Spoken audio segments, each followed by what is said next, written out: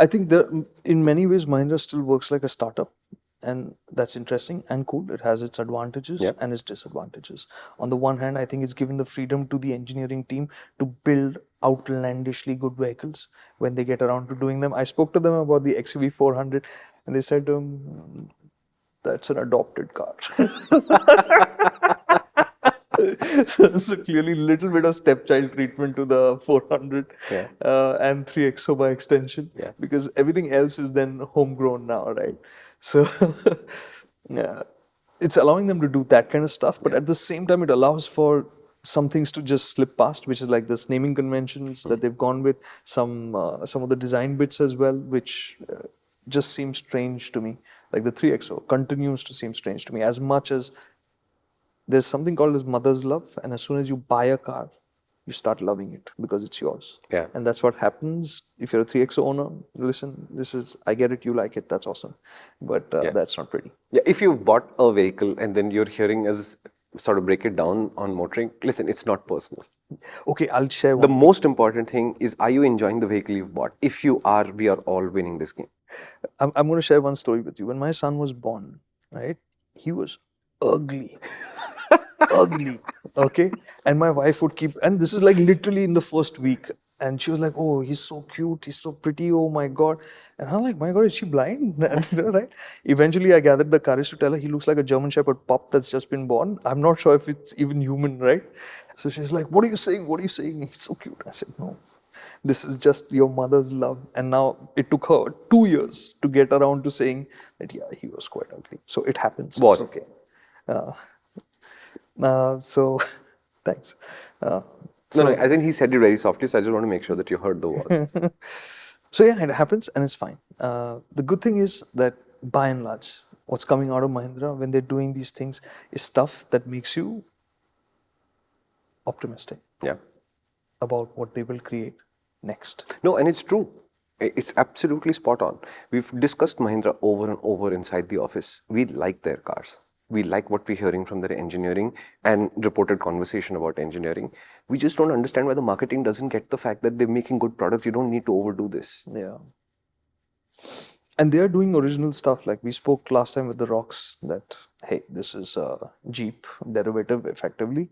And they need to do their own thing. And they're doing their own thing. When you see it happen, awesome. Hats off. Good job. Right?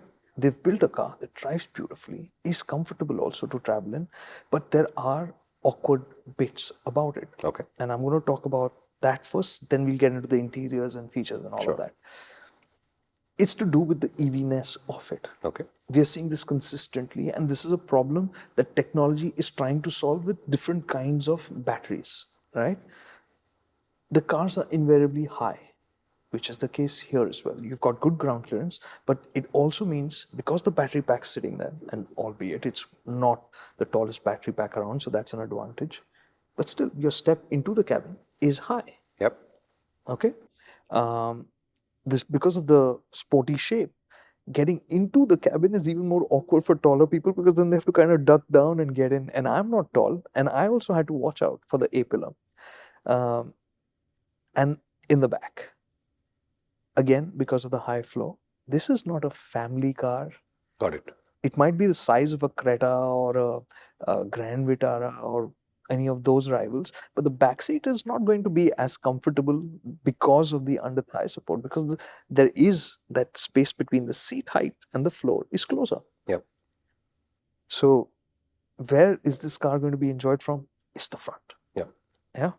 So those practical aspects, let's be very clear. You buy this car, you buy it for the experience, you buy it to drive it, you buy it to show off, you will enjoy all of it. Yes. So if you have one of these sixes, you want to be in the front. Yeah. And in the front, they've gone all out again, man. Like it's got this cockpit style ring for the driver. So think of it like how the Formula One cars have that halo loop. It's like a loop that goes around you and cordons you off from the passenger side. And they say they've taken aircraft inspiration. The gear lever is like that. It's like a yoke kind of thingy. Yoke nahi, kya thrust lever they call it. So the cool bit for me was, in contrast to the 9e, this felt like a modern car. The 9e felt familiar. It reminds you of the XUV. This felt new. in terms of the textures they use for the plastic, okay, the colors they've used. It was all different. To shut the door, the door release is a strap. So you have to pull the strap. Now there are small issues with that because I know that Mahindra's done the strap thing before. yeah, First Thar. the Thar used to have a strap. Yeah, because it came off in my hand one time. No, really it did. It was on the other side of the car and I was reaching across to close that door. And when I did, the strap came off in my hand. So eventually I had to go around and close the door and come back. Well, in this case, the strap didn't come off. No, and I'm sure that this strap would have been classier because this was design because the first Thars were a little bit rough and ready. There were edges and No. I know two people who were filming Thars with us who cut themselves on the Thar first at that point of time. It was that kind of raw.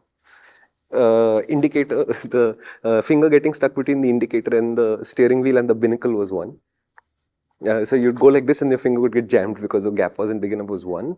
On the top of the roll bar, I think where the reinforcement plate was welded together, there were sharp edges on the welding was the other, and so on and so forth. But Yeah, okay. old Thars. So it's got those quirky bits about it, and I know it's not easy to shut the door because by reflex you go for the strap to pull the door shut. But that, if you continue to hold it when you pull the door in, it doesn't allow it to latch. So instead, you have to grab this little space there to pull the door shut. But small stuff, you get the hang of it. Like I learned that you just pull it in and then you leave. It'll The strap at the end, yeah. That's fine. So there are those kind of small things in the cabin which will feel quirky, which will feel strange, but I think it all connects in terms of what the car is meant. So it's sounding increasingly like the 9 is the sentence that sets the agenda for Mahindra's born electrics, and the 6 is the exclamation point at the end. I think the BE family will also flesh out that sentence. The 6 is today the exclamation mark, but they've got other stuff coming. Yeah, I'm sure. This clip is actually from a much longer video, which is on our main channel, which is called MotorInc. Why don't you visit us there? This idea in more detail over there with my great friend Karthikeya Singhi. You like him, right?